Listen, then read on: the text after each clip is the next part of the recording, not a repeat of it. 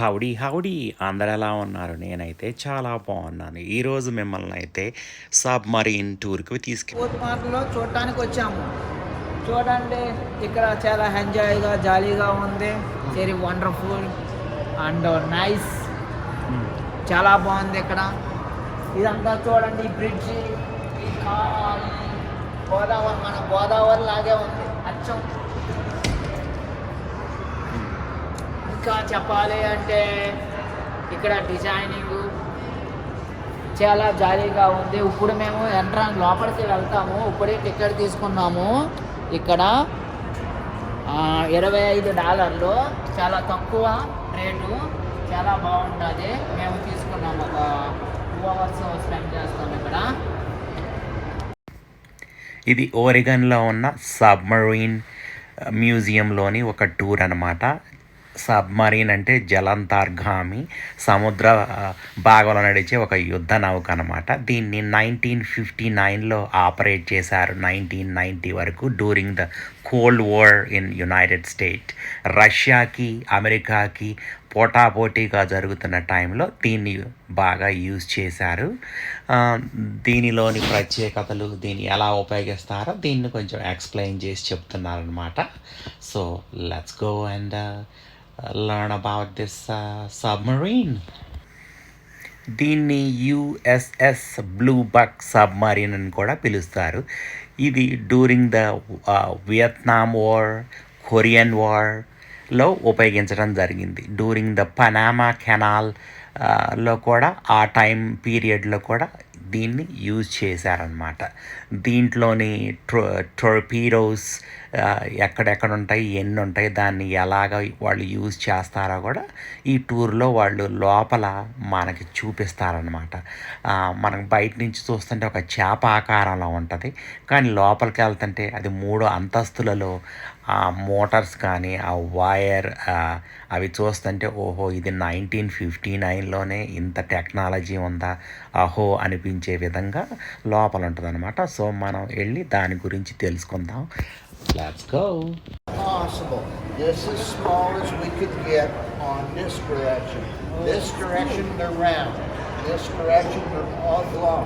For this reason right here, to go through it, you step through, you sit down, and now see your body will move back and forth. And then you stand up. That's how you get through one of them. You don't go forward because you would trip and land on your head, and you would have a torpedo blade right in your forehead. That hurts.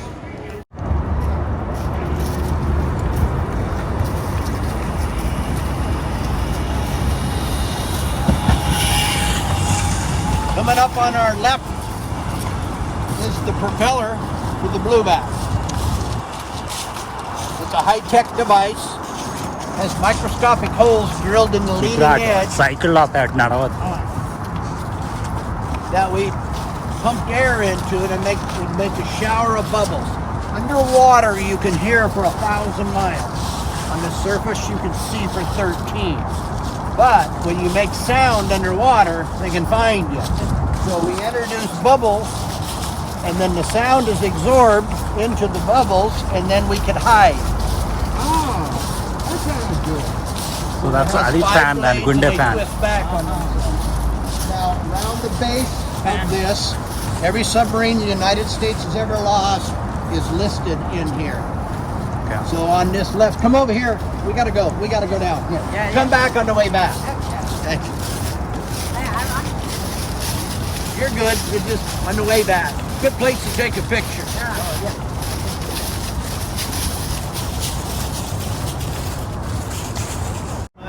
There's a bunch of stuff sticking out of the sail, all of which drops back down into it when they get underway.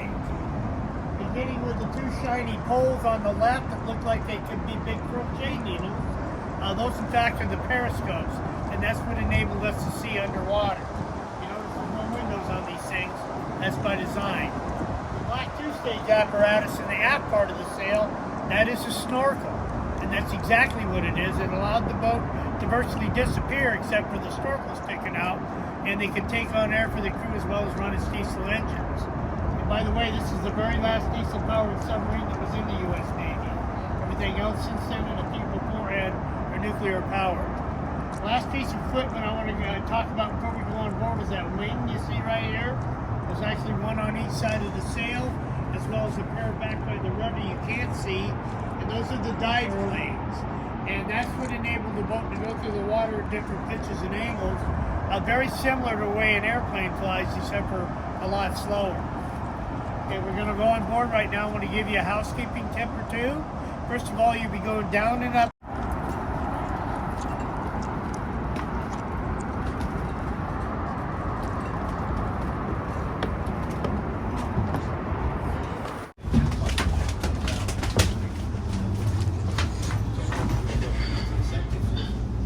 Go ahead and have a seat. Everybody sits.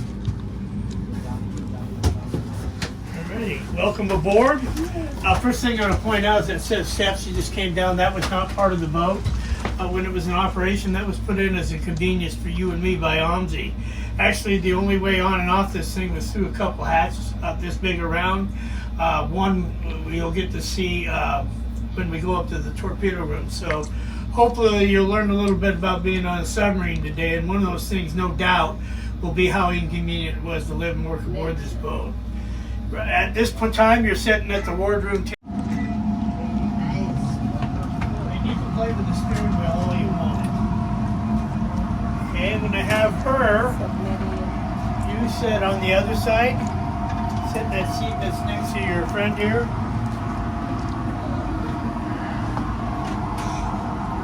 All right, folks. I told you it was cool, huh?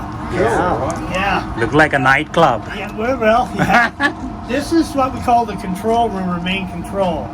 At any one time, there'd be 10 adult men in this space, and at general quarters or other emergencies, there could be 16 or more. So you can see it wouldn't take very long to get pretty cozy. These non-useful bodies, and everybody that's brand new to a submarine, at least in the U.S. Navy,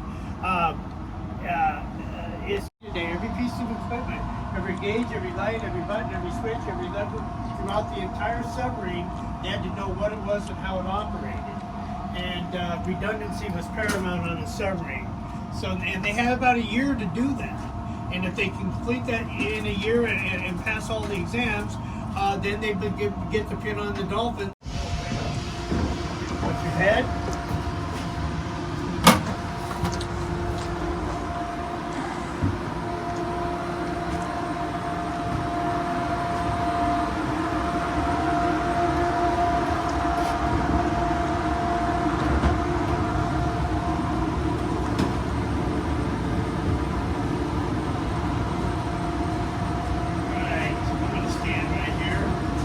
Folks, we're in the business end of this submarine. This would be the torpedo room. Blueback can take up to 22 torpedoes at one time. They can put 6 in the tubes, and 3 of the tubes are right at eye level, right in front of you. The other 3 are right below them, and then the remaining 16 would go in the carriages on your left and your right. But since this was a Cold War submarine and they didn't fire that many of them to begin with, plus the fact it took between an hour and a half to bring each one on board, they kept it at about 14 or 15, which left room for guess what? It's sleeping. Now you might wonder why anybody would want to sleep down there with what they affectionately refer to as the fish. Guided or smart torpedo. You see this little piece of wire I got in my hand? As long as this was connected to the submarine and the torpedo, this is like a remote control missile underwater. You could increase or decrease the speed of the torpedo after it's been fired. You can change the trajectory of the torpedo after it's been fired. You could actually reprogram and change targets after it's been fired, because inside this casing, there's up to 20 miles of this wire. So you had a little time to make adjustments. Keep in mind, this thing could get up to over 55 miles an hour underwater. It would not take long to run out of wire. And how this works is they guide it under a target and detonate it. The first thing hopefully is going to happen with a 650-pound warhead is an explosion, a big hole. Secondly, the explosion is designed to lift the target up. Yeah, there's actually, I'll talk about that.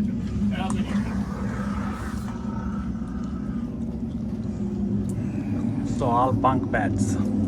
Yeah, all bunk beds. Even for the captain? No, the captain had his own bunk. He was the only one that did not.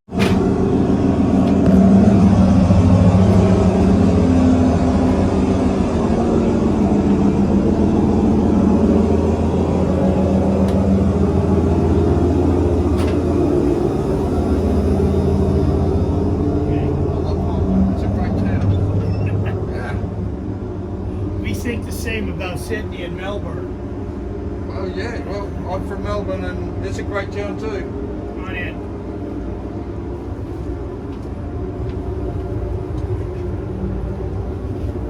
No touching.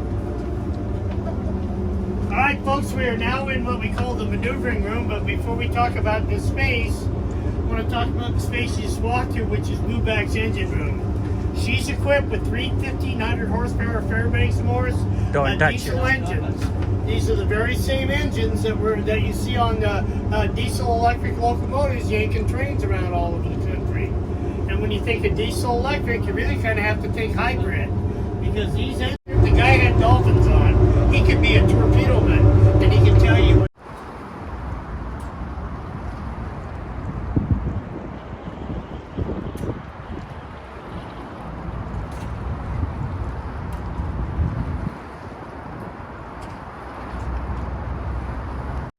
Submarine boat చాలా బాగుంది. Inside కూడా చాలా డీసెన్స్గా దీన్ని ఎలా design చేశారో కానీ వాళ్ళు design చేసిన వాళ్ళకి మాత్రం హ్యాట్స్ ఆఫ్. యాక్చువల్గా నేను thank you very much first of all మీరు అడిగినందుకు. నేను బుక్లో చదివినప్పటికీ చూసినప్పటికీ చాలా ఎగ్జైట్ అయ్యాను ప్రాక్టికల్గా చూస్తే. నాకు ఒకటి ఏంటంటే, నేను టీచింగ్ ఫీల్డ్లో ఉన్నప్పుడు అనిపించింది ఏంటంటే, పిల్లల్ని యాక్చువల్గా నిజంగా రియల్గా ఇలా చూపిస్తే వాళ్ళకు ఒక చాలా థింకింగ్ అనేది డిఫరెంట్గా ఉంటుంది. ఏదో వర్డ్స్ చదువుకొని సబ్మెరీన్ ఇలా ఉంటుంది అని అనడం కాదు. టెక్నాలజీ ఇంత 1950లో ఉన్న దాన్నే ఇలా ఉందా అనిపించినప్పుడు నిజంగా నేను చాలా ఎగ్జైట్ అయ్యాను. అసలు ఈ ప్లేస్ కూడా చాలా, నాకు ఈ ప్లేస్ని చూస్తే చాలా ఆనందం అనిపించిందండి. ఆ డైరెక్షన్స్ చూసుకుంటూ వాళ్ళు వెళ్ళాలి క్రూజ్ అంటే. వాళ్ళు అసలు ఇంకోటి ఏంటంటే ఆ క్రూజ్ దాన్ని చదివితే ఇంకా అంటే కరెక్ట్గా ఐడియా వస్తుంది అనిపించింది. చాలా బాగుంది.